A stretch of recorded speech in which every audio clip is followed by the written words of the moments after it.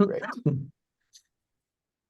Uh, I am getting over COVID, hence the cough. My doctor of Chinese medicine, who's in the lower left corner here, Stan, by the way, is a doctor of Chinese medicine, has prescribed herbs, but they're on their way. So Just exhibit some resilience for us, we hope, Oren. yeah, right. Well, the opposite, really. Um, I think some of you were at the conversations that we had at Five Oaks when we convened. I think there were like 30 of us in a circle at the Retreat Center Collaborative Retreat. And the context of it was that the our communities on a local, national, regional, at whatever level, even one might say galactic, but I won't go there, are going through significant changes. And there's a lot of different global challenges that we're facing. We talk a lot about climate change, but we're also saying the acidification of the ocean, the loss of topsoil, the drop in biodiversity, um, there's a lot of social, ecological, environmental, economic, and cultural challenges that we bring under the umbrella of there's different terms. President Biden called it the cascade of challenges.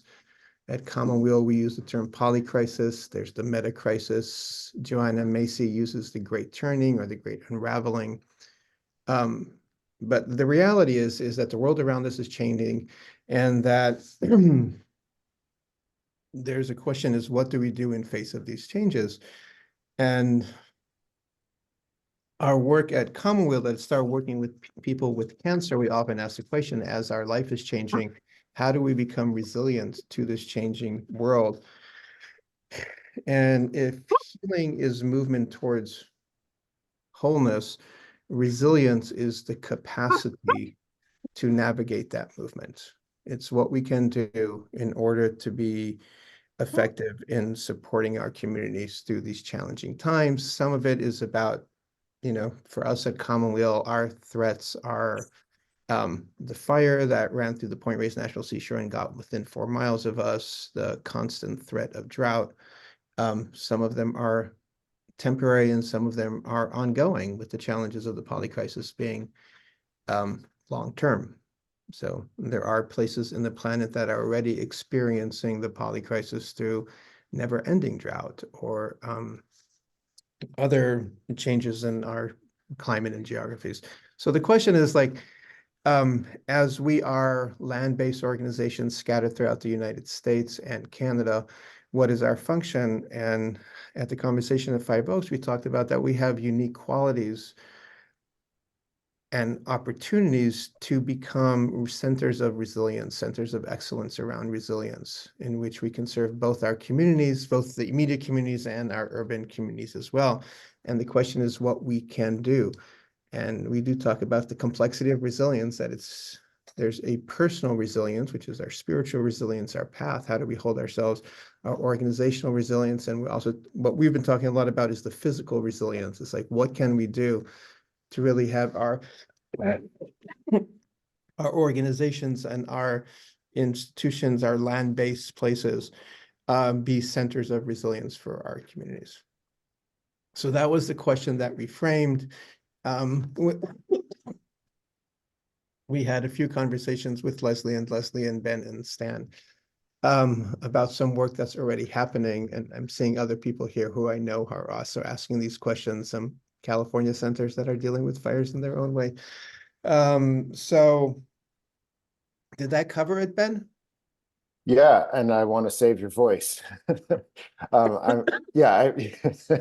appreciate you sharing that framing. That's really helpful. I think the other piece I would add to that is just some of the conversations we've had here at RCC about a way that we could build an international coalition of centers who want to work on this together, and ways that we could fall in together in terms of the grant research process, accessing what's happening in the US with the IRA funds, looking at ways that we could support each other's development. What one center is learning could be spread to other centers so that they could also utilize some of the same tools and resources.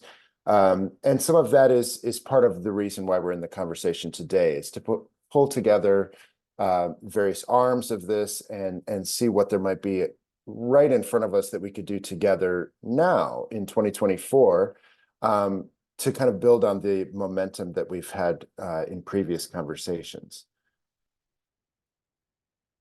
Anything that folks in the room would like to add to that to make sure that we haven't missed pieces of the context?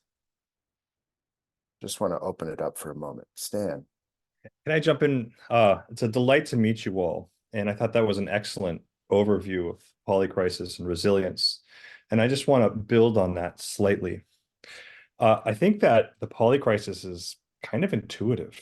Most everyone here experiences it in one way or another. And it's helpful, I think, to remember that this is not just a physical, but this is an emotional, it's a spiritual, it's a political, it's a time where things are changing, uncertain, and stressful. And developing resilience in the face of the polycrisis, not just to climate change, I think is one of the key points here. And it's something that I think that retreat centers are already doing and they're already thinking about. You know, retreat centers, as we've talked about, serve your communities, serve the local communities, the broader communities in ways that we can go into. I think Oren has a whole theory on how the world could be a better place through retreat centers. We don't have to go into that right now. But you all play crucial roles in your communities.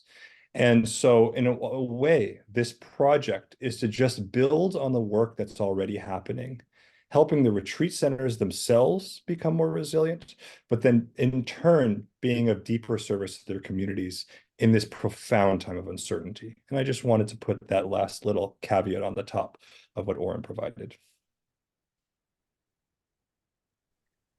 Can I just underline what Stanley just said in terms of centers are already doing it? A lot of the big centers have already responded to their communities out of necessity to climate disasters, fires, floods, roads being washed out. But specifically in response to COVID, I know up here in Canada and all over the country, many are working with their local governments to open up their facilities, provide food and information and all that goes with it. This is real and happening, and it's a wonderful opportunity in my mind. Holistic centers and the rest of the RCC community of retreat centers, the work that we do is really important and dismissed by a lot of the population. Yet, so when we start talking about these pragmatic elements of our lives that are affecting somebody and put it to kind of a structure, I think it's a great opportunity to share and show what we are already doing and what we're made of. So that's what is very attractive to myself and to Peter at Brighton Bush Eco Fund.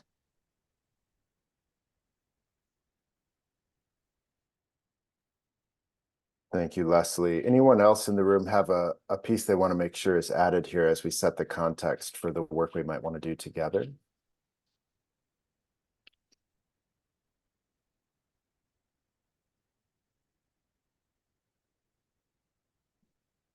Great. I might step forward then into one piece that Stanley suggested actually last week that we felt might be a really helpful tool to help us land more on the same page together as centers, which is to write a resilience manifesto or pledge that states our values, the values we share as retreat centers, and how those motivate us to move toward this work, both within our own organizations and also within our local communities. I'm going to put a link to this document in the chat. Hopefully you see it there and it's accessible to folks. And I can talk through it a little bit as well. As we were looking to draft a document like this, the idea of making a statement collectively, a manifesto that talks more broadly about the context and our commitments, or even a pledge, require kind of different levels of investment for us as a community. And sort of the broadest would just be a statement that we see this is happening and we feel that there's work that retreat centers could do. A manifesto, I think, has a little more weight under it, and then a pledge would actually have commitments. And so this draft that I've pulled together sets the tone, talks about our values, talks about where we see retreat centers acting. And then on the second page, it moves into a more pragmatic pledge with a number of commitments. All of these are very adjustable. This is a rough draft, maybe the second draft or third draft so far. A lot more work could be done here. But I wanted to share this with you as a way of encouraging us to think about how we might land together and have shared buy-in across the various roles that our organizations play, the various traditions we're coming out of, the watersheds and other kind of local situations that we find ourselves in, the various threats that are around each of our organizations. What are ways that we can speak to a shared mission of resilience that addresses all of that in the context specifically of retreat centers, holistic centers, spirituality centers? For me, this assignment or experiment was really powerful to feel the intensity of the relationship that's already present between all our centers, the vision that we already have built together, really, for me, very clearly translated into this context of the more global role that our centers could have together. And I could see how it would really work well to use it as a way to speak to funders, to speak to other programmatic partners on the local, regional levels, and could be a really interesting way to begin a resilience initiative across the RCC. But what we don't want to do is put a script in front of you and then ask you to just sign on. I think in RCC, our culture is a lot more about developing this together and making sure that all the different voices are here and that we have that kind of input before we move forward. So that's part of why I wanted to share it here, get maybe some initial feedback if you've had a chance to peek at just the high level bolded statements, and give us here in the planning team a sense of what kind of commitments has your center already made? What kind of commitments would you like to make in the future? Those are things that we can talk about in the Q&A section later on in the call today. So I'm putting this in front of you. It's not complete, not looking for signatures today, but looking to begin a process of pulling this more into a shared consciousness, even broader than this conversation as well. So for folks who weren't able to come today, it'd be really great to share this document and some of our mutual feedback going forward. There are a couple other pieces that I want to make sure we address at some point in the call today, but I also want to reserve time for Q&A and make sure that we have a little more clarity together about a forward-thinking strategy. Two other pieces that I want to make sure we talk about, and I'll ask for help from my co-facilitators on this. There's a funding question here about what a resilience initiative could look like and how we could fund it together. There's also a strategy already that's been voiced that I think could work really well, which is to hire for a grant researcher role. Somebody who has experience in resilience, has experience in identifying and securing resilience-related funding, and could help us in looking at how to do that together and how to do that regionally or locally for various retreat centers who wish to participate. We have a candidate or two in place that could be options for us to talk about. I can share some of that information with you today. We can also talk about if that's really the next step for us or if there are other steps that we'd prefer to take before we move into an initiative that requires a hiring.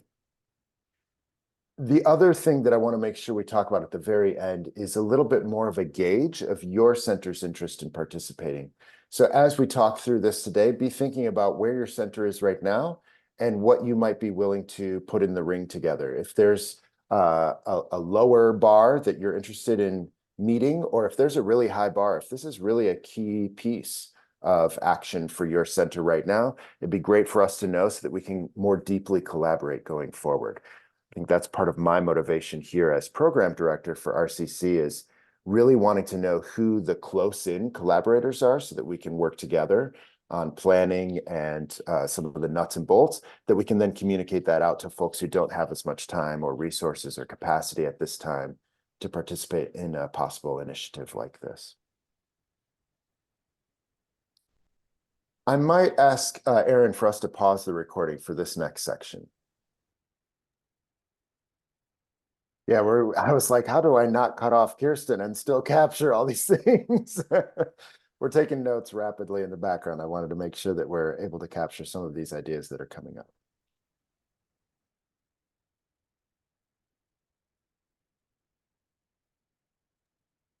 You know, one other thing that comes to mind is when we think of potential funding or staffing for an initiative like this, one question that I have is how do you become a hub for different local organizations? We certainly are. Those relationships need careful tending. That they've grown over time. They've had their fits and starts and their bumps along the way. Some have come, some have gone. And we know that there are a lot that we have not connected with. We know that new groups pop up all the time. And having a pulse on that is having our finger on the pulse of all of those new initiatives, be they eco-spirituality, eco-justice, racial justice, economic justice. How do we find them? How do we organize that? That's a lot of relationship building, and relationship building takes time.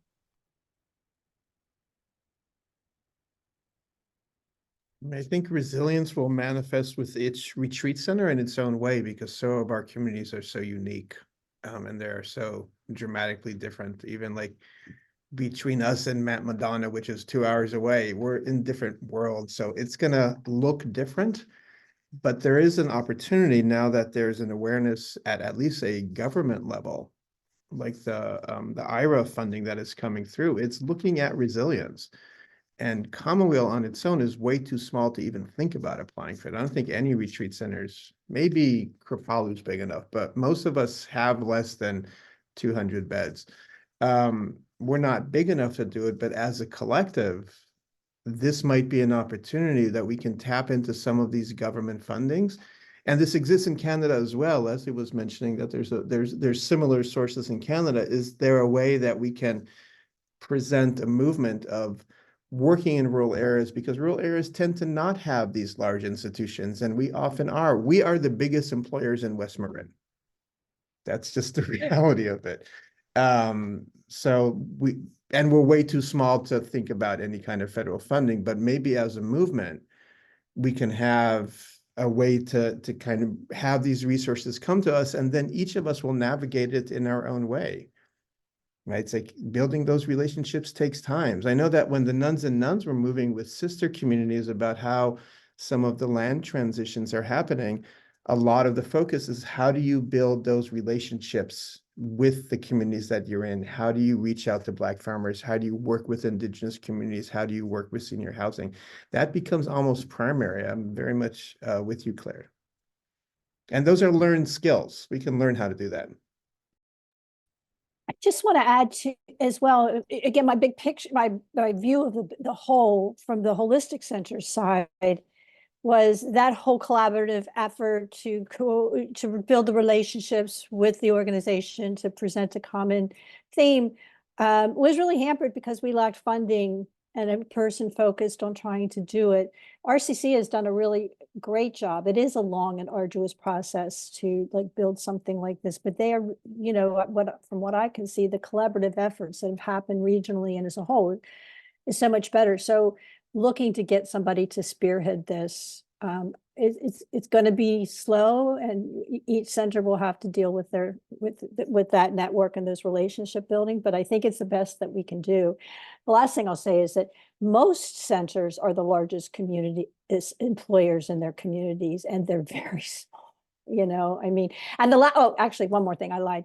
In Canada, there's no Inflation Reduction Act. It is a provincial province by province, but we have in British Columbia a very strong emergency management team that is run by one of our ministers that our prime minister is really, our premier is really funding heavily. I think they're going to look at us as an asset they're looking and they want to go remote. They're trying to get to the northern regions and the islands and places where they know that they have people that they can't always respond to. So our offer to help do what we already do, I believe, is going to be well received, and they'll help us.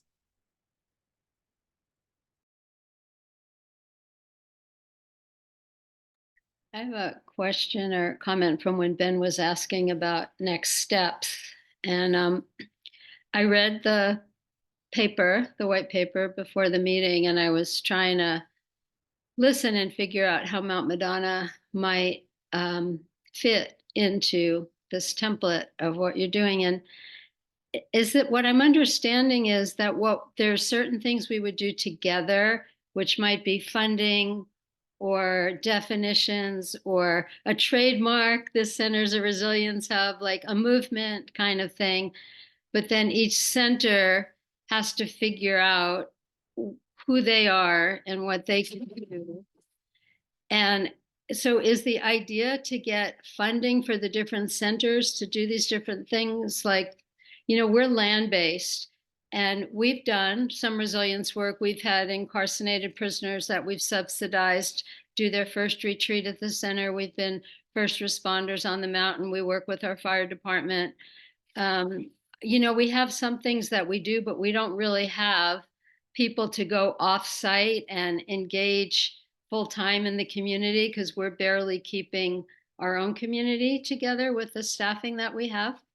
So I'm just trying to understand how we might be. We are a resilience hub in my mind. We always have been forever because we help people change and we provide a positive environment for people and help people with resilience tools. We always have. But so this collaborative, again, I saw Oren, so you shaking your head. I think yes. It's like I still maybe need a little more help on realistically what we could do together and where each center is responsible for doing their own work.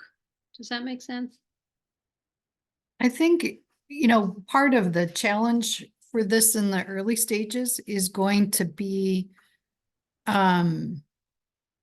being open to possibility, because it won't be very concrete in the beginning. And my experience with disaster, particularly extreme events, is that each new experience may take you in a different direction.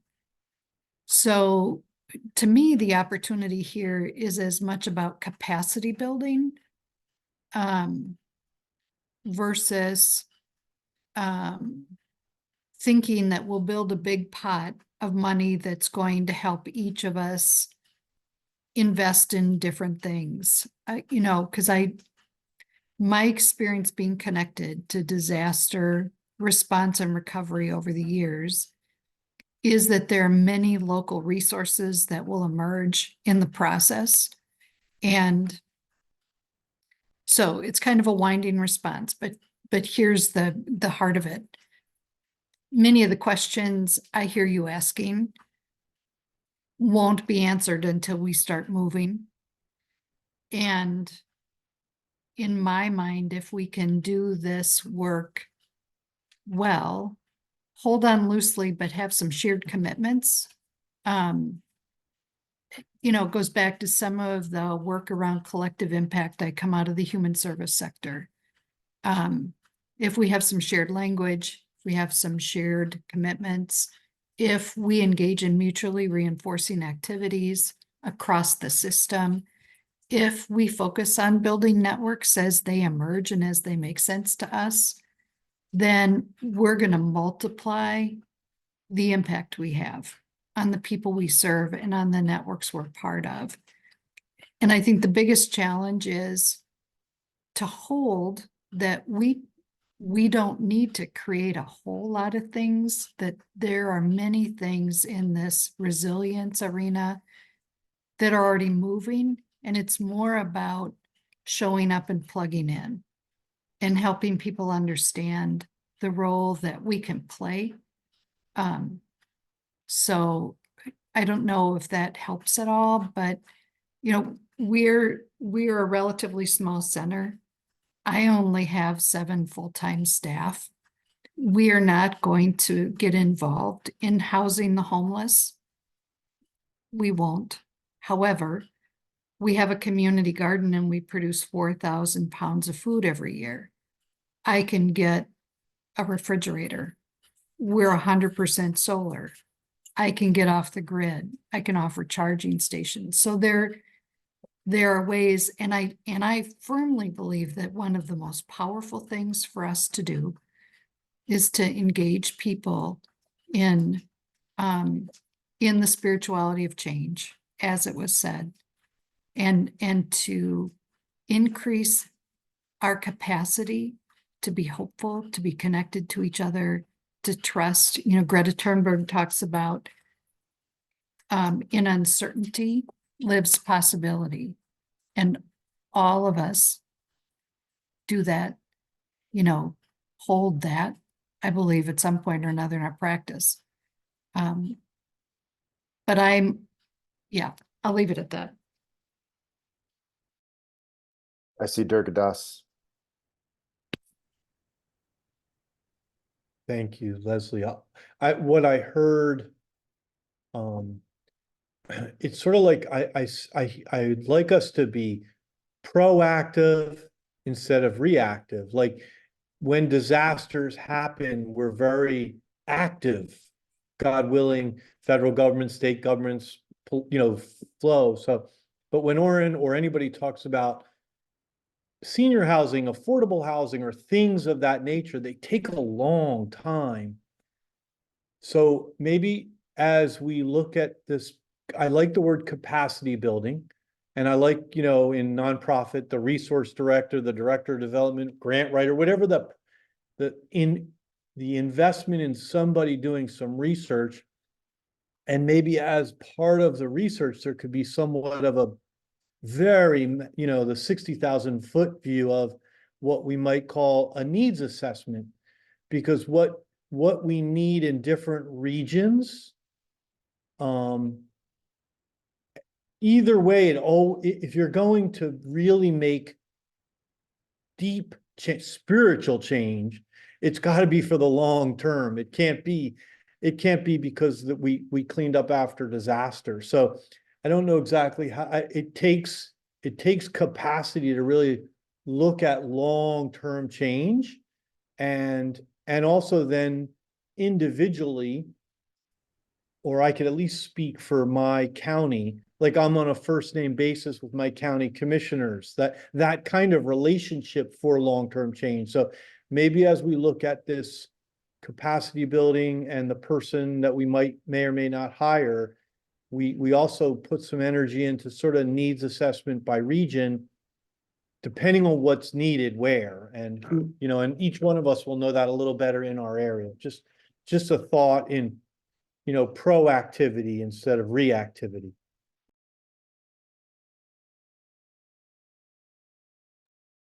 I really like what you just said, and I just want to just highlight, we don't have the answer. This is a fact-finding mission. We're just starting out, but that whole a needs assessment, but also I can envision identifying the funding sources, but then capacity building in each region, identifying people who want to participate and helping us having funding to help provide you with accessing local funding with your city government, with your local officials, to start helping organize Mount Madonna, giving you information. That's kind of how you see it. It could unfold, but again, that is necessitated on having somebody that is orchestrating that for us.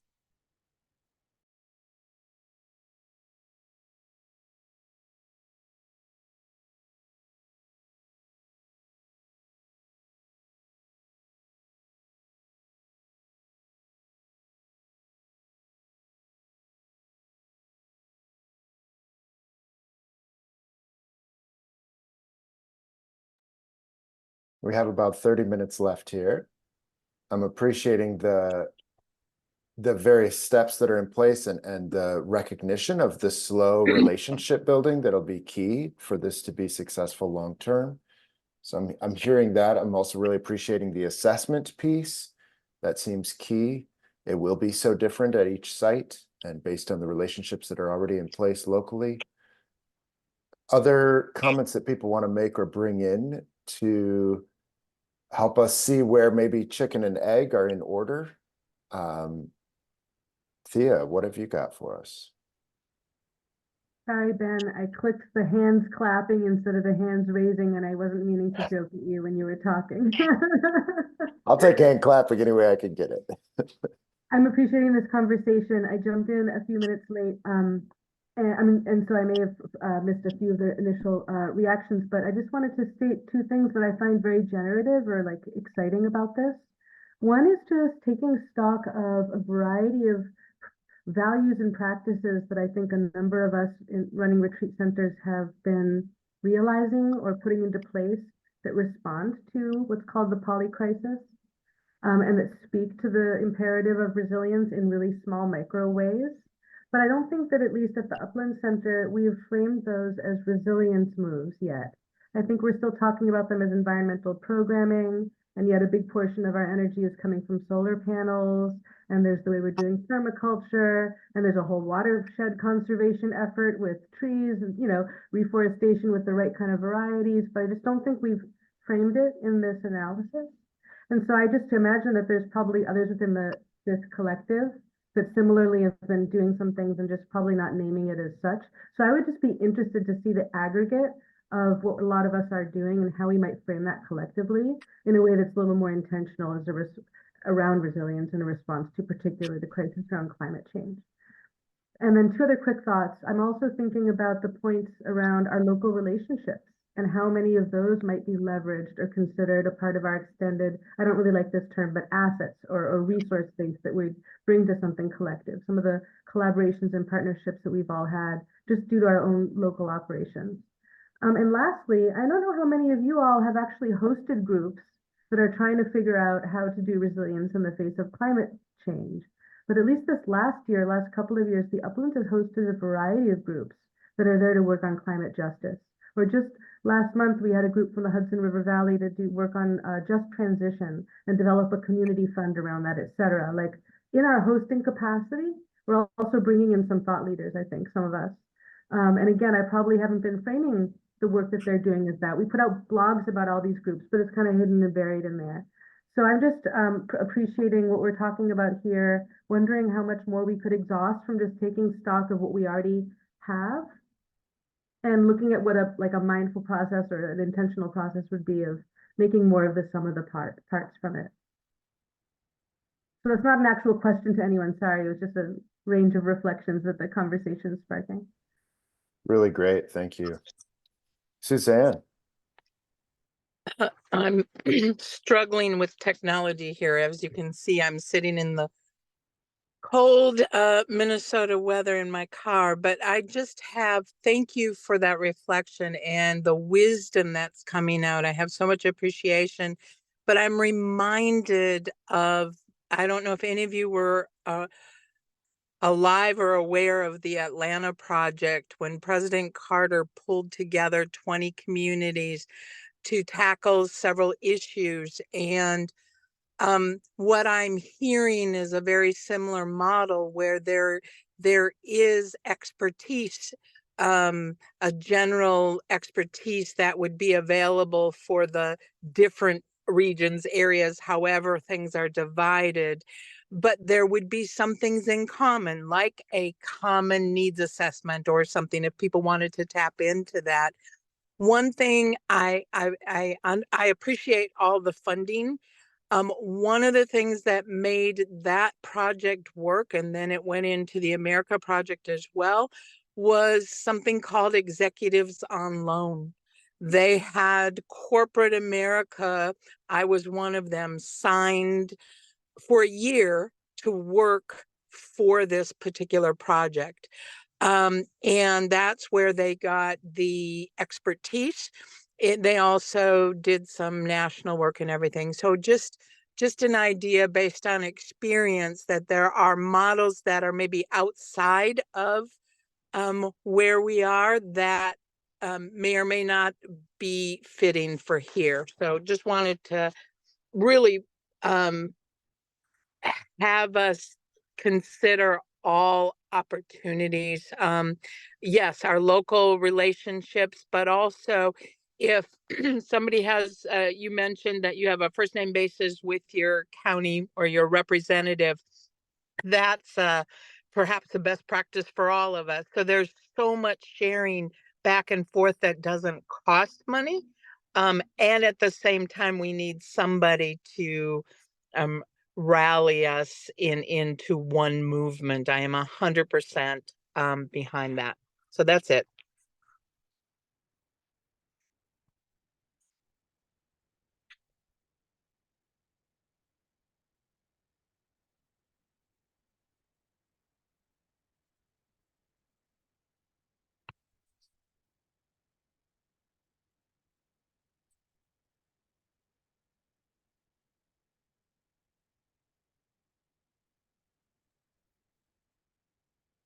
See that we've had a couple people who have needed to step off for other meetings. We still have some more time in this meeting if folks want to lift up more questions or concerns or ideas. I'm collecting those in a notes document. We'll be having more conversations following this, and I want to get some of these ideas out to the larger community of folks who couldn't attend this call. So it's great to have these things placed on the table.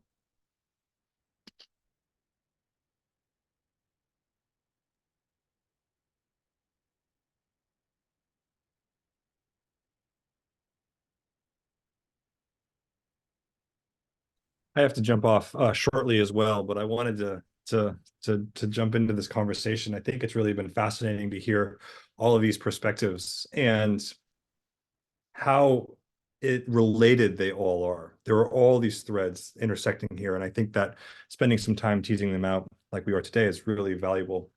But one thing that has come to mind for me is around this idea of what resilience means.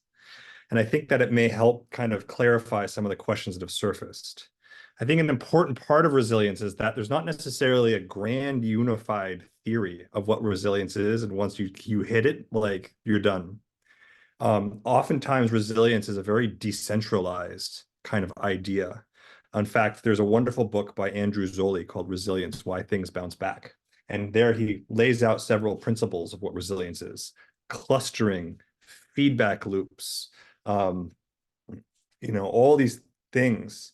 And I feel like the Retreat Center Collaborative is almost like a flock of birds, that swarm. Independent in the sense that everybody is responsible for fundraising. Everyone lives in different geographies. Everybody faces different stressors. Some of them are related, some of them are not, but everybody has a unique situation. And resilience also means different things in each of those contexts. So as we think about developing resilience, we have to be attentive to what each individual retreat center situation is. And nobody knows better than you all specifically. So I think that there is a very kind of, we have to be very granular on that level. And at the same time, there are overarching principles that do bring us together into a collective wholes. I like to think of resilience as kind of concentric circles. Michael Lerner, who founded Commonweal, likes to draw on the Quaker philosophy and the Mormon philosophy and many other like faith-based organizations, in that they foster individual resilience, right? In some of these communities, people have to have a certain amount of food stocked away. They have to have a certain amount of backup batteries. They have to have a certain amount of independence to weather storms. And being able to start with making an individual resilient and robust allows them to start supporting concentric circles out, their immediate community, their extended community, etc. And I think of retreat centers along as a similar idea, that we're starting in a sense with developing resilience on the ground, very real ways in your communities with your staff. And from there, you can support concentric circles out. And so I think there's another conversation to be had about what resilience means and how it may inform the work that we do together. But I also want to say that a central part of resilience, honestly, is just funding. I know that a lot of retreat centers are struggling. I know that a lot of people are thinking about how to retain staff. I know that these are existential questions, and how we can think about developing batteries and sheltering homeless and expand our gardens are great ideas. They're nice to have, and they have to be situated alongside these very real world questions that we all are facing. So I just want to name that because I think that funding is an essential part of resilience, and how we can foster it for our own retreat center and how we can support each other, I think, is a critical part of resilience. And then lastly, I want to say that what's happening in the United States with the IRA funding, I'm sorry, Canada, hopefully some of it can trickle across the border, but fingers crossed on that one, is a once in a generation opportunity for public funds that are focusing on specifically climate resilience and adaptation work. And there is an opportunity, I think, to bring funds in to support this resilience work that is going to expire someday in the not so distant future. I think more than half of the IRA funds have been allocated. And I think that within the next year or two, it'll probably be entirely allocated. So there's a window right now, I think, to pursue funding. Now, public funds, federal grants are a whole thing in and of itself that requires a tremendous amount of capacity to pursue and to maintain. But those funds are trickling down through state and county and municipal organizations, through small foundations, through your local utility companies, et cetera, et cetera. And so what I would encourage folks to think about is taking a look at what's available in your area. Think about it through a resilience lens. Think about what could be applied to your retreat center. I think there's been grand ideas about thinking of exploring funds together, finding big pieces and resources, dividing that. And I think that's absolutely worth pursuing. But immediately, each retreat center in your own demographics, given your own situation, can start taking a look at how these funds are trickling down into your communities. And perhaps one of the things, and I haven't really fully thought this out, is how we can support each other in terms of the language that we use, in terms of the ideas that we bring to these proposals, in terms of the concepts of this resilience that we're talking about, which I think is above and beyond the climate resilience, and I think actually is quite powerful to frame proposals seeking funding. So perhaps when we walk away from here, we know that there is a community, we know that there's a spiritual bedrock, we know that there is a longer term kind of need for change, and hopefully there are very pragmatic ways that we can share resources, ideas, funding, language, etc., in order to help each other, I think, develop resilience in very practical ways.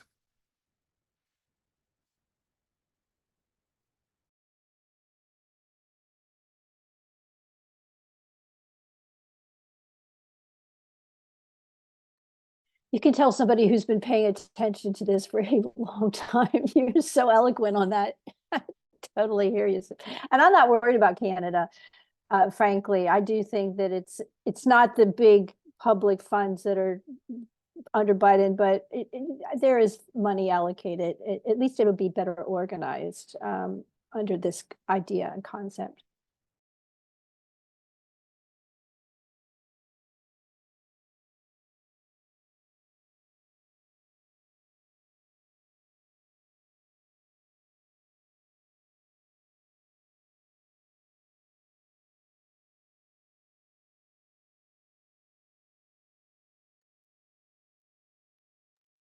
Thank you, Yes, Stan.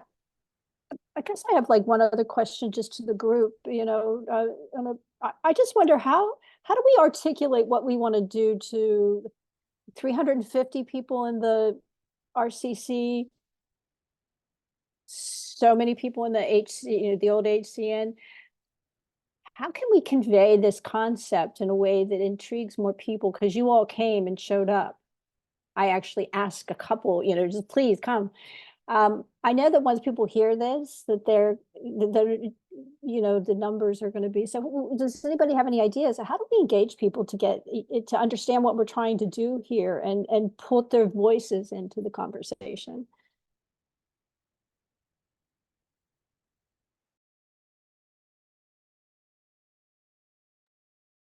One way I think is through regional gatherings, and Andreas from Big Bear and I are putting together a Western Regional RCC gathering. And I think coming together in person like that, like we did at the annual RCC gathering, some of us, and just talking about it in person will spur people on then to join these conversations on a larger level, because they'll get excited, I think, and see possibilities. It's just so much easier in person, I think, for people to initially step into that conversation. I think you make a really good point, Paula, because we did get a lot of enthusiasm in Canada. HCN had to postpone their gathering, and it was my dream and intention that that would be this would be the major point of conversation there as well.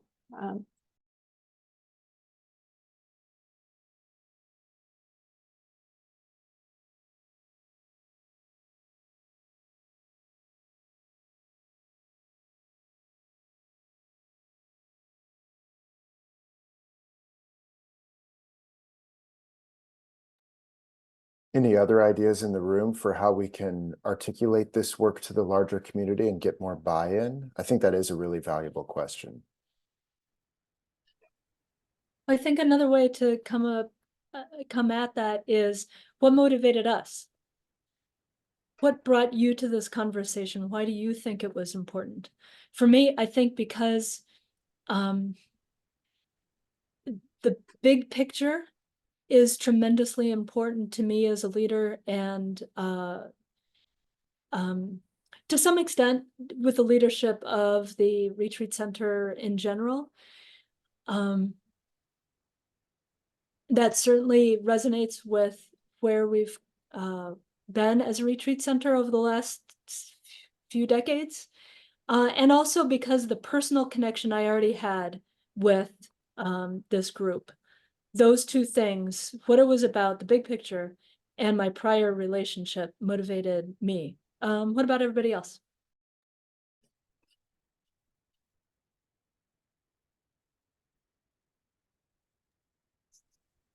I think one of the things that I've learned from being at Commonweal with our various different entrepreneurial efforts is if there is some action, if there's some movement, people will come. If we were to put together an application to a foundation about installing solar systems across the US, that would draw people in. If there was an application to IRA about what does it mean to be a resilience center that came with actual funding, that would draw people in. If there was an expertise about how do you navigate the complexity of the tax law around resilience efforts, which is complicated. Those of you that put in solar panels know how much time that and how exciting that is, and all the new things that you learn that you never want to learn and you want to forget the day that it's built.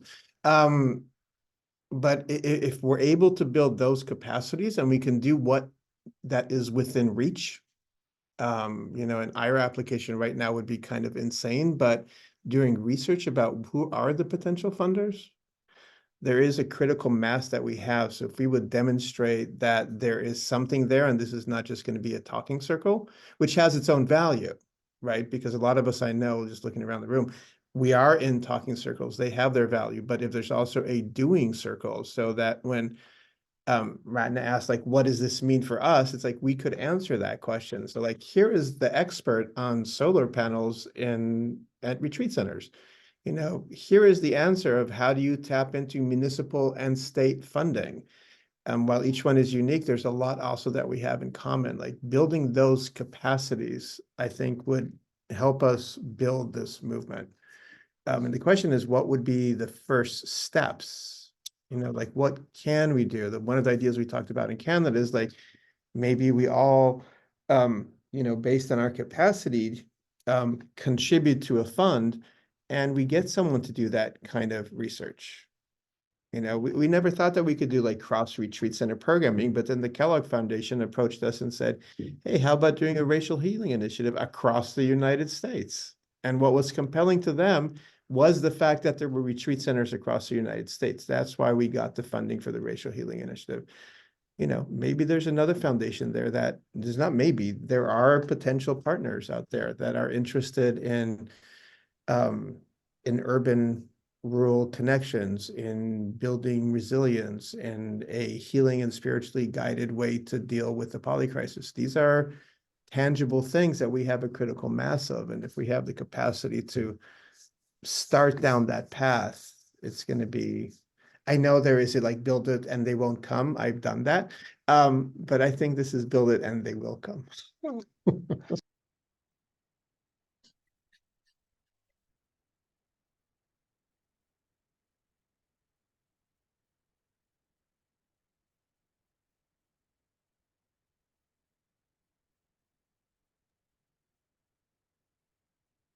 One reason I see this as such a, like I'm coming here apart from the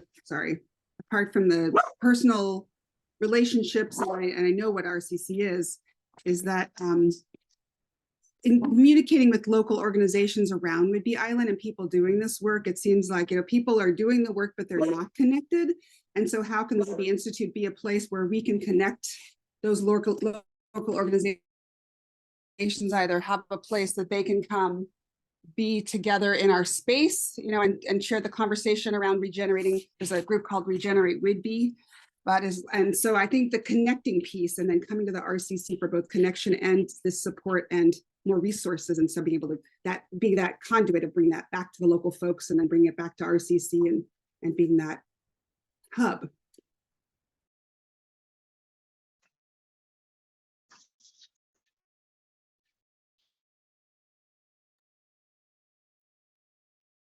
You just triggered something in me when you said that, Marta, just about how this work potential, you know, centers are working in collaboration. Regenerate Whidbey. There's a bio movement going on, a regional bio response effort going on where organizations are collaborating in different sectors than ours, and that could include ours. But it really is a potential for strong collaboration building on top of it if we layer this initiative within, particularly if it's organized around government funding. It just, the potential is great. A long time ago, I worked as a volunteer and then as a board member for the National Council of Jewish Women in Los Angeles, which is a huge advocacy organization in the United States. And it was those efforts. It was every single, the Planned Parenthood, the racial initiatives, the affirmative action groups, they were all getting their own specific types of funding to do the response. But then, you know, we would like overlay it into this wonderful mesh, and it was highly effective. So yeah, what you're describing there, you know, on Whidbey and in the Northwest, you know, the different centers and cycles of efforts that are being done in the name of resilience, or in other names, but for the same outcome. Just the potential is enormous. Funding is what missing for us to get that started.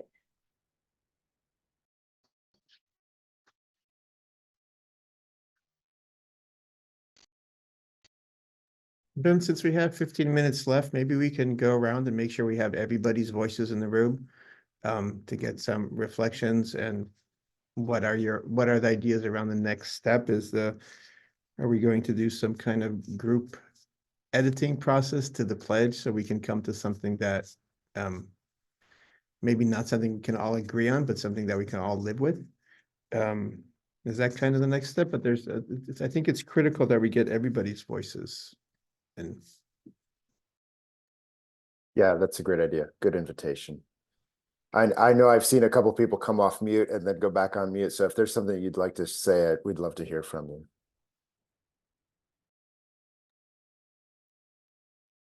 I'm in a little bit, kind of in a different role, not being at a physical center, but with a technology company that supports the work of retreat centers and who is really core focus of what we build solutions for. Someone earlier in the call, I think it was Thea, mentioned that many centers are undertaking initiatives like this, whether it's related to permaculture or capacity building or something where you might call it philanthropic, but whatever the languaging around it or however it's articulated, I think it's interesting. And I've seen this as well, working with, I think now close to 500 centers personally over several years, that many of them do something like this already. Many of you have so much wisdom on this call. It's been really nice just to hear that as kind of an observer. When I think about how you might engage the rest of the broader, even just RCC community, I think it starts with the openness and in the languaging, that it's not being too tightly attached to either polycrisis, although you might end up there in the end, or a concept like resilience. It might be just starting from a very open place. Even if those ideas are actually become really useful for summarizing and putting a fine point on what it is. The question that I've been kind of holding in the background is, I wonder if the data that Retreat Guru collects or the network that we have, how it might be leveraged in support of this. And if there's like willingness and the right opportunity in Retreat Gurus and our capacity to do that.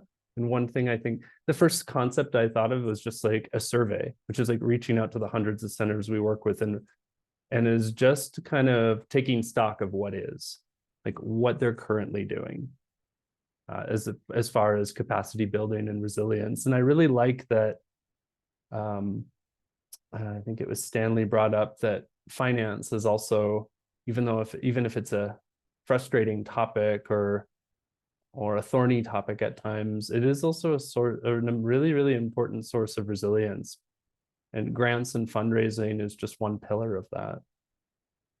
But I think it was nice that some best practices emerged as well. There's a lot that I appreciate in this call, I guess. So I'm holding some questions like that and in the background as potential takeaways. So, and thank you all for your really, really wise and thoughtful contributions. It's been a real joy to listen in on this conversation. Thanks, Steve, so much. And I love the idea of a survey or just really finding out more about what retreat centers are doing, beyond the RCC, because Retreat Guru is involved with so many centers. One follow-up point that I was thinking of mentioning in this call, though I'm not sure the place for it. When I think about centers that have really inspired me, it's the ones that have programming or do hosted groups with schools around social justice or around these kinds of broadly related, thematically related things to resilience, whether it's to do with climate or racial healing, like these initiatives. And I know a lot of centers are primarily focused on adults, but I think that even if it's just a school visiting, like it would have been, like you could imagine maybe when you were younger, imagine you went to a retreat center and learned about that there's organizations like this with these kinds of initiatives. Like I didn't know about retreat centers until I volunteered as a gardener in like my early 20s at one, but it was completely off the map for the first, half of my life, let's say. So I just think there's also an opportunity there, and I don't see that too often at centers, but it is inspiring, the ones that as you think about that concentric circle, and one of them that eventually builds is like education, right? And it's the schools and the local community. So I think there's also an untapped or maybe underutilized opportunity there for centers to be, taking a step in that direction, or considering those relationships as an opportunity for resilience. I don't think I have a great articulation of that, but I just wanted to try to surface that. Steve brings up an excellent point about working with youth. We've been hosting some private schools for Kairos retreats and mainly senior groups, boys and girls, both separately. And we've got a couple coming in the next couple months, and that's actually something we could approach with them. I hadn't really considered that. I appreciate it. Thanks, Steve. I think it's worth reaching out to local schools to see if they have groups already doing this work and then collaborating. I know our high school has a group called the United Student Leaders who do incredible work on racial justice and climate. They reach out to the community. They have info sessions, webinars. So in some way, they're already doing this and connected with the high school. So Whitby Institute reaching out to them and somehow coming into collaboration. I bet there are other groups around in other places connected with schools.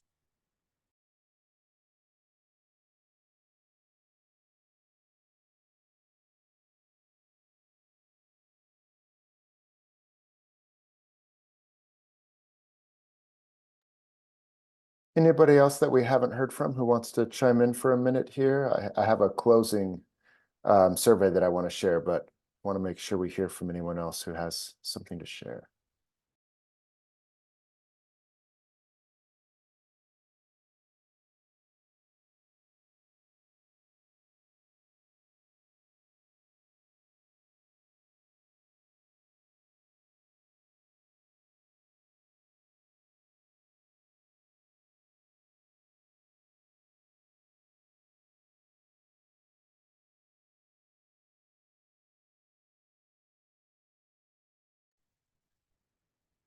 All right.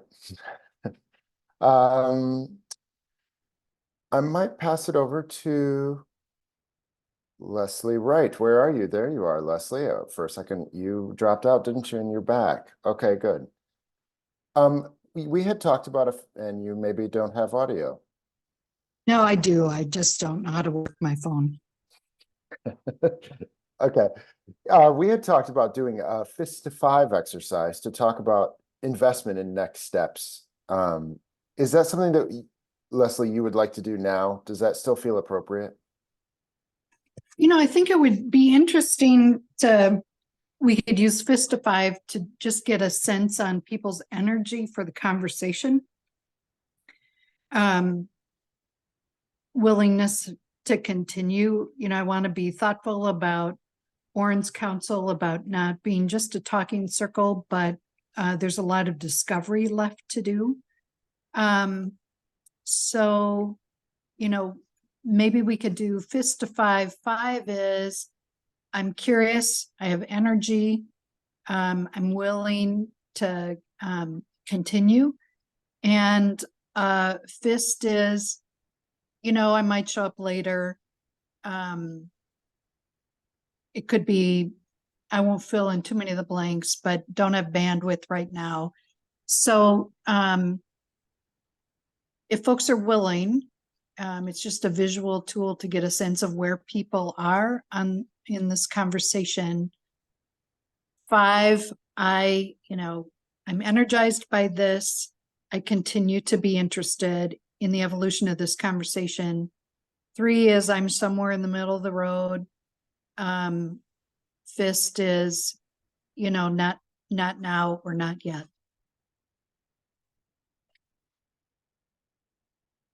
Go. Okay.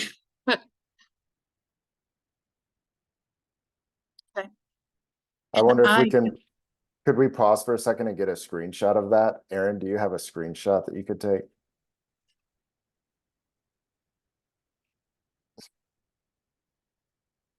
Great, thank you so much.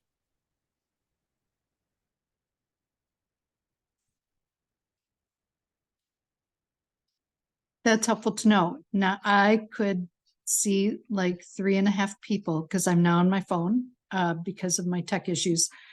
But I know that conversations like this can be challenging at times as we try and draw the connections to the complexities of our work, to the different ways people think of and name the work. That's certainly come up. So to me, some of this is also about crosswalking some of the language that many of us use that is definitely related to resilience, to regenerative work, those kinds of things. That's important too.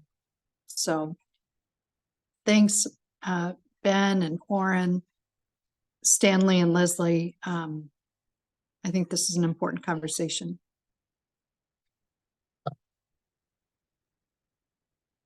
Yeah, I'll add my gratitude for the folks who helped plan this talk and helped put together some of the initial documents and gave tools to me that I've tried to relay out to the group through my emails.